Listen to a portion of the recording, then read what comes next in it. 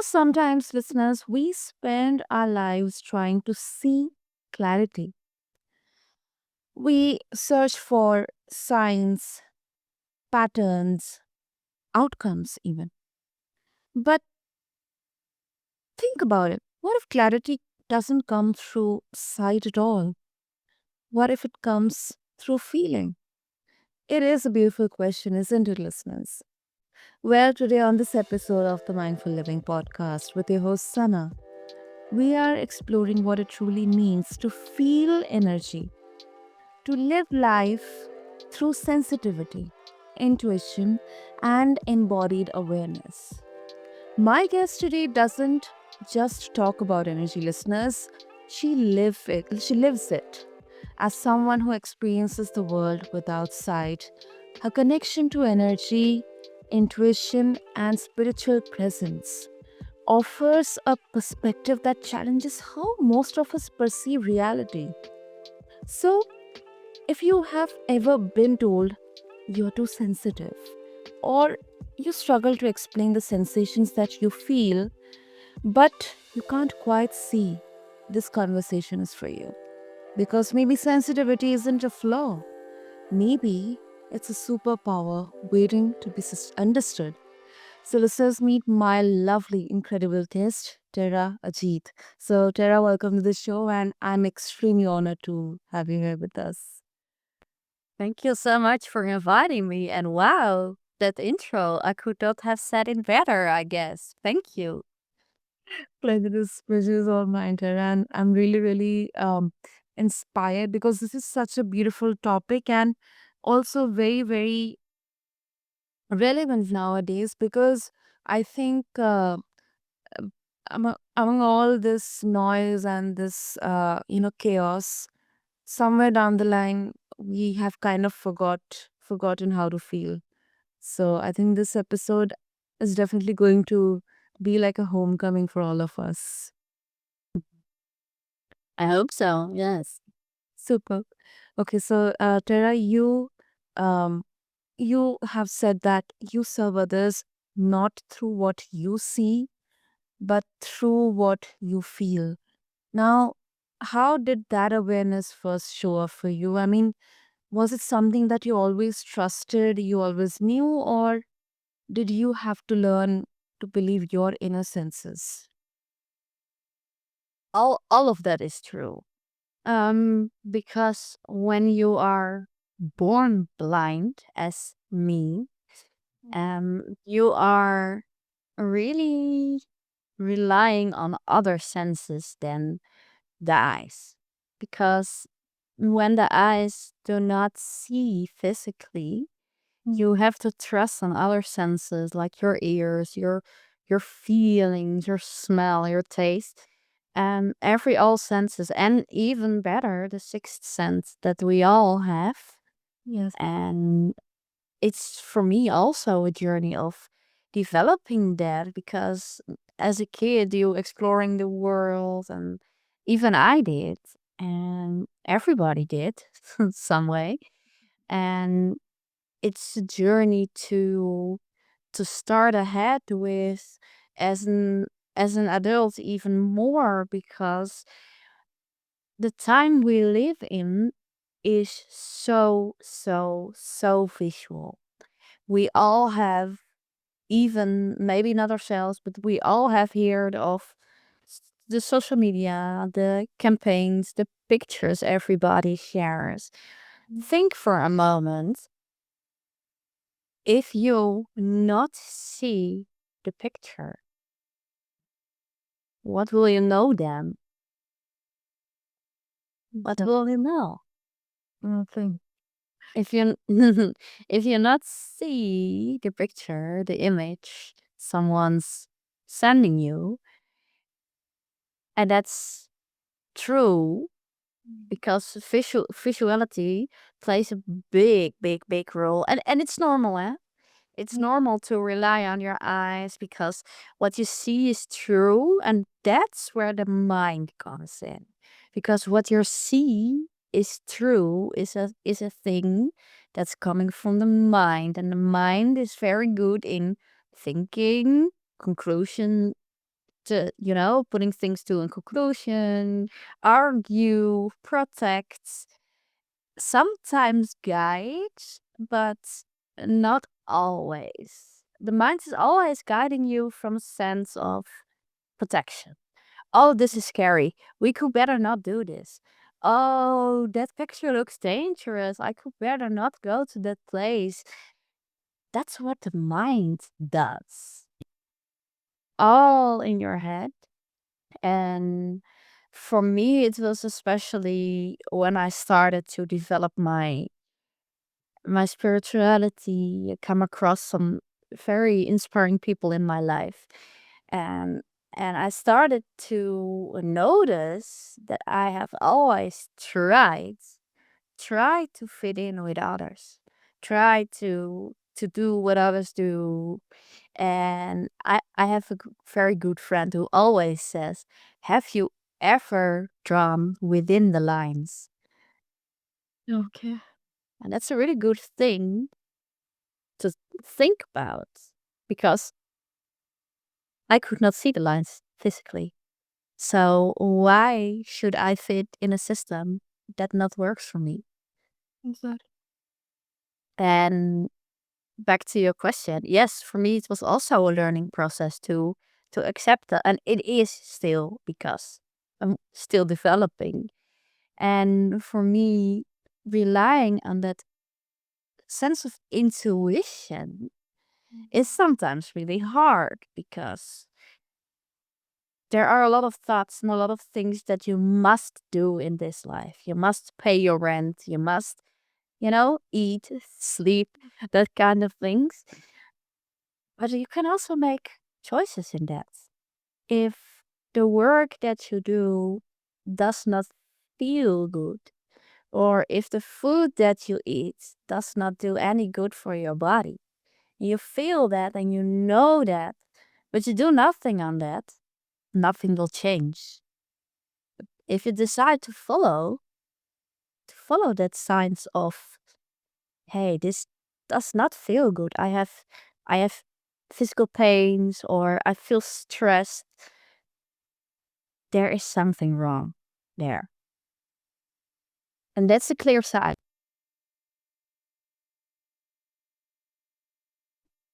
That is so beautiful. That is so beautiful, Tara. And I think this part fascinates me because so you mentioned about intuition. Um so many of us override our intuition, uh, like trying to fit into Hmm. visible world. Um Sometimes we and this has happened with me as well, we try to ignore um the deepest nudges, um because for the fact that our mind tells us that, oh, no, no, no, whatever you are seeing, that is the truth, or whatever you are hearing, or what senses, outer senses, they are true. This nudges, it's just a misunderstanding, or maybe you might be too crazy to think about it, in this angle. And what you are describing, Tara, I think it really feels like giving permission to live from truth instead of getting that, external approval or that validation. Yeah, indeed, external validation. There's a lot where we rely on is external validation, because we are not valuable if we are not validated. Please, please, please open your window and throw that out, because that is not true. You are valuable. And I am learning this every day. You are valuable. And with every thing you do, with every step you make, you are that. Mm, yeah.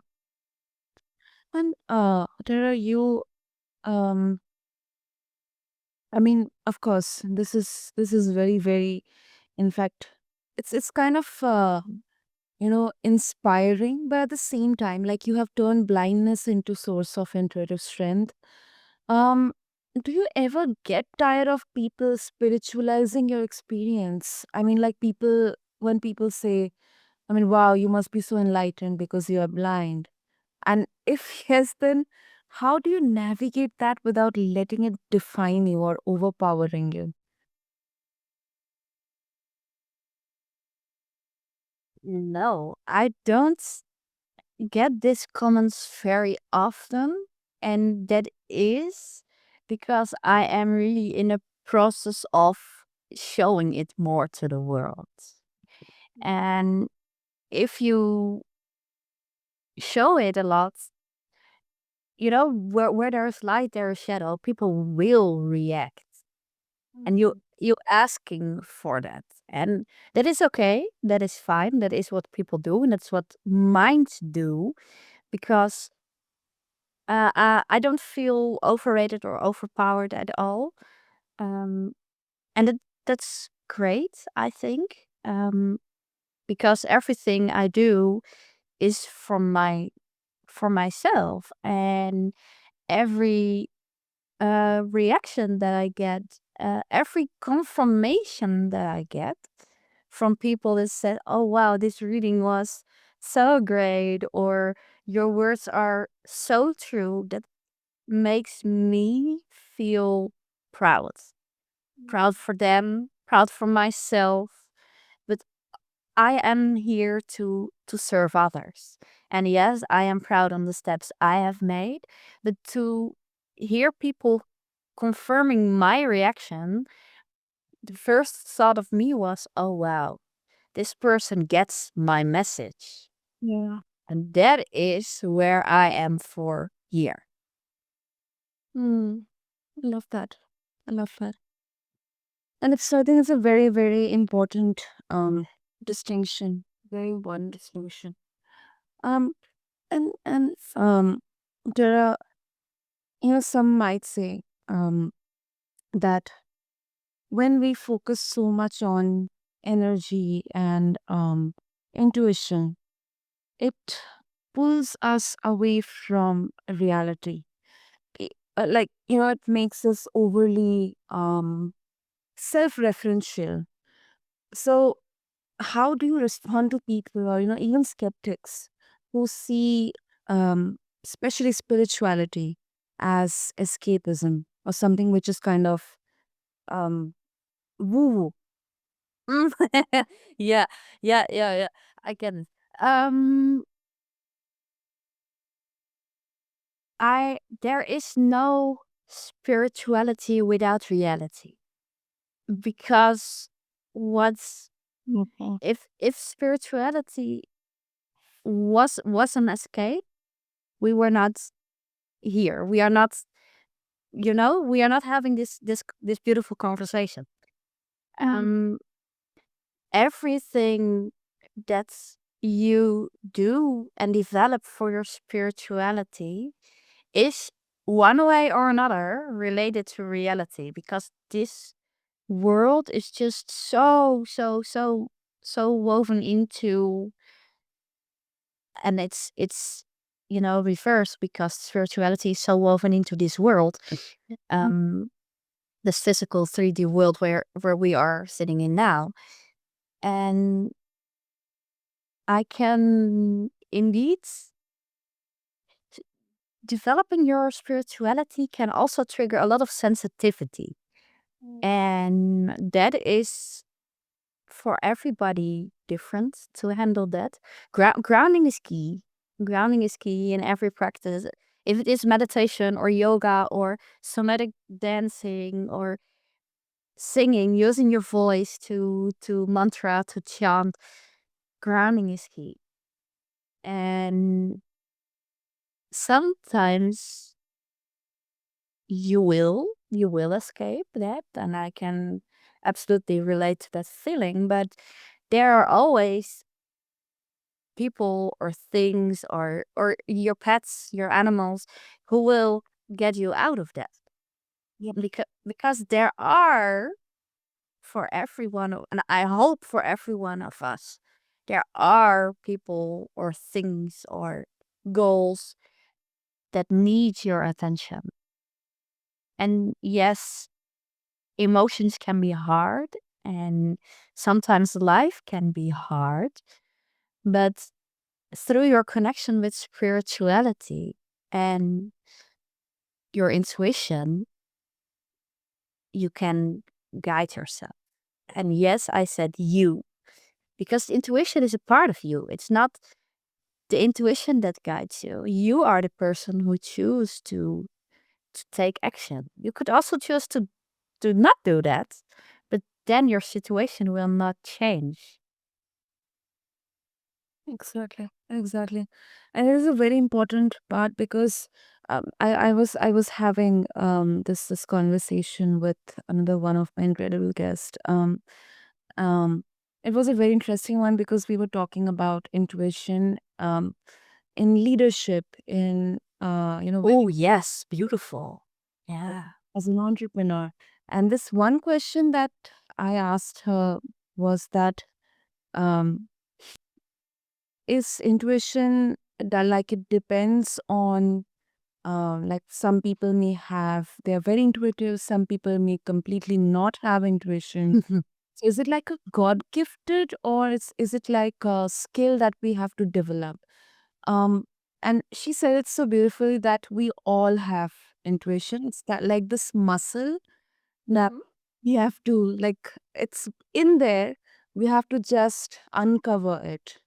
We just have to acknowledge and be aware that yes, we have this muscle, but we may have not used it.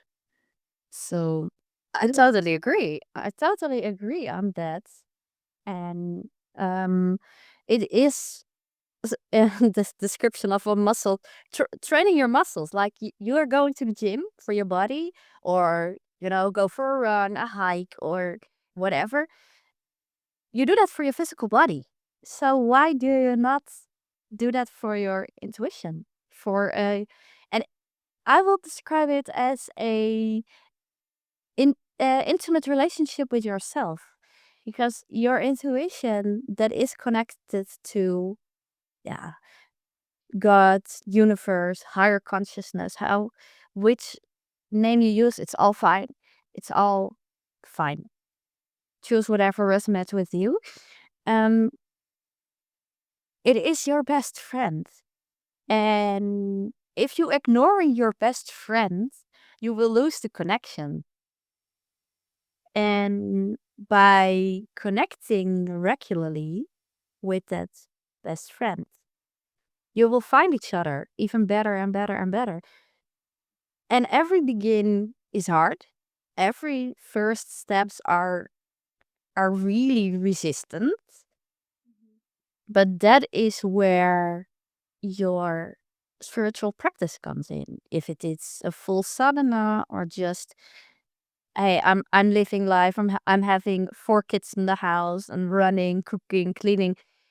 Even just the 2 minutes just before bedtime, where you sit on the bed thinking, what's happened today? Where am I grateful for? What have I seen?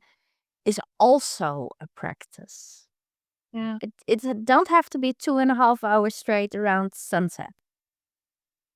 It don't have to be like that. It can be easy.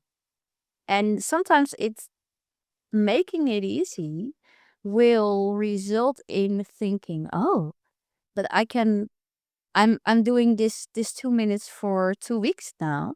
Maybe I will make it longer, or I will more. And even I have days where I am thinking, I don't have time. I get run out by life. And that is normal, because as I mentioned earlier, this is so woven into this physical world. And then I find another time that day. Then I do one session in the morning and one session at the evening. Be flexible in your commitment, but not with your commitment. It's a very known sentence in my community.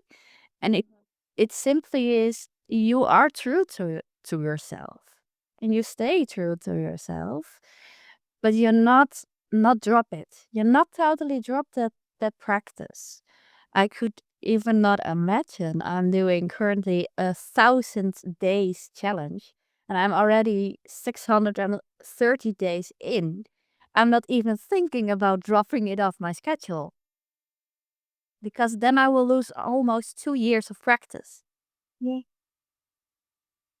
And that's a beautiful point where you can come if you want to. And it helps in every part of life. It can help in leadership, in your household, being a parent, a caretaker, or even as simple as a brother or a sister, or just a son or daughter, a child. It can help in every role you're playing. Yes. I agree. I agree. And um, I think this is not about escaping reality, but it's about expanding it. And once again, as you gave the example of how we, like, for physical strength and appearance, how we go to gym, uh, wishing just for the fact that we cannot see it. So often in times we tend to be in like this disbelief that it's not our intuition. It is something that it's not it's nothing to be serious about. But I think that really really brings us back to that idea that it's not always what we see but what we feel. That Yes. can also serve as like this guiding light, uh this guidance for our paths, for our journeys. Yes. And before we conclude, Tara, when it comes to being highly sensitive, um it's a gift, but then on the flip side, what about when it feels like like a burden? Like, there have been times when your sensitivity, it isolated you or made life harder instead of deeper. Yeah. For me, developing your intuition is also developing your sensitivity, because Mm. these two are going hand in hand. Absolutely. And when using your sensitivity is great, but it can indeed also give you the feeling of, oh, I am so empty right now, or I am so overwhelmed, or in my ears are like there's so much pressure on my ears that I get a headache out of it.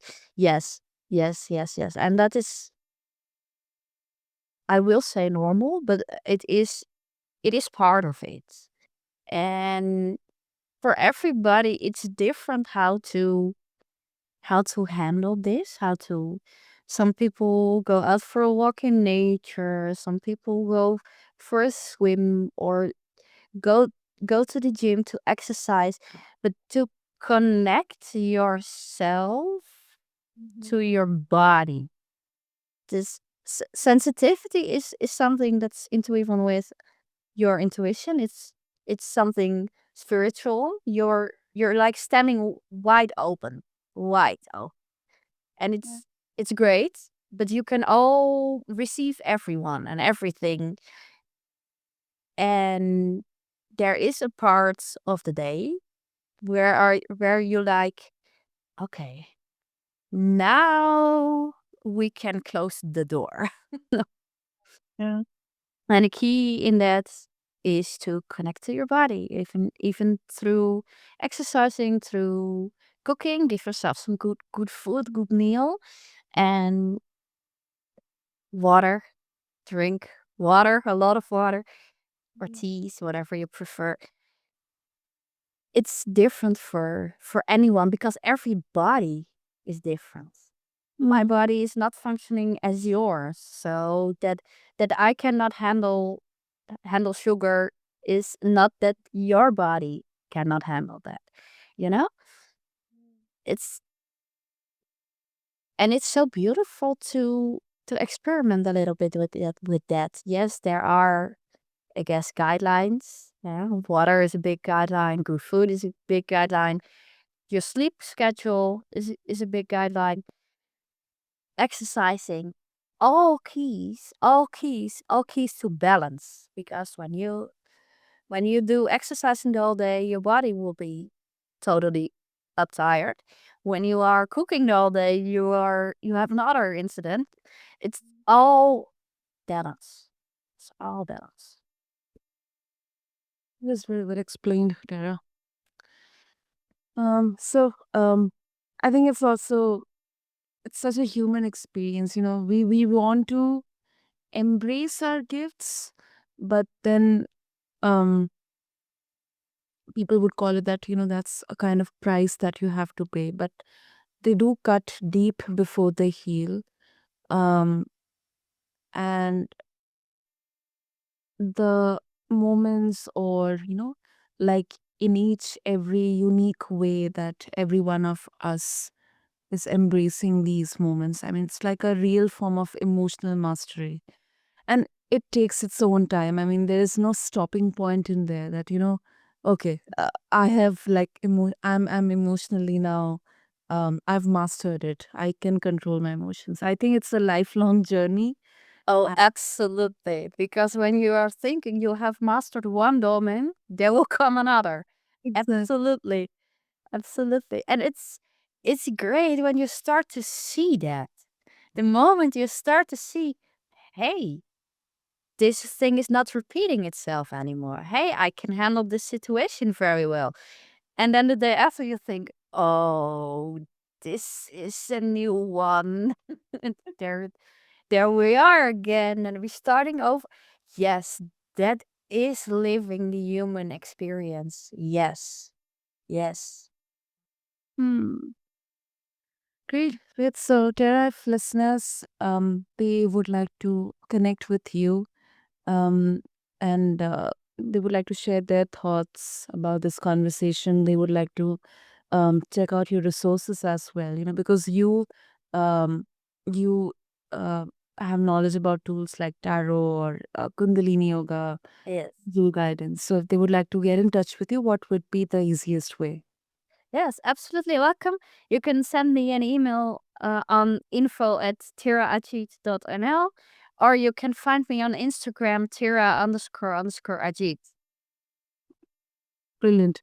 Listeners, what I'll do for all of you is I'll have all these details in the show notes. So just refer to them along with this episode on whichever platform you listen to your podcasts to. And also, I believe, before we wrap up, I think there's something beautiful about realizing that feeling is its own kind of sight. And today's conversation with Tara Jeet reminds us that awareness, it doesn't always arrive through our eyes, listeners. It can come through maybe the quiet pulse of intuition, the warmth of presence, or sometimes even with the whisper of the unseen. So, Tara, thank you so, so much for this beautiful conversation and really, really helping us realize the power of feeling. Yes, thank you. Thank you for inviting me, and absolutely done with so much love and light. Thank you. Thank you, Tara. And listeners, if this episode stirred something within you, take a breath and sit with it. Feel what your energy is trying to tell you, because sometimes what we can't see is what's guiding us home. And thank you to everyone for tuning into this episode of the Mindful Living podcast. Until next time, this is your host, Sana, signing off. Thank you so much.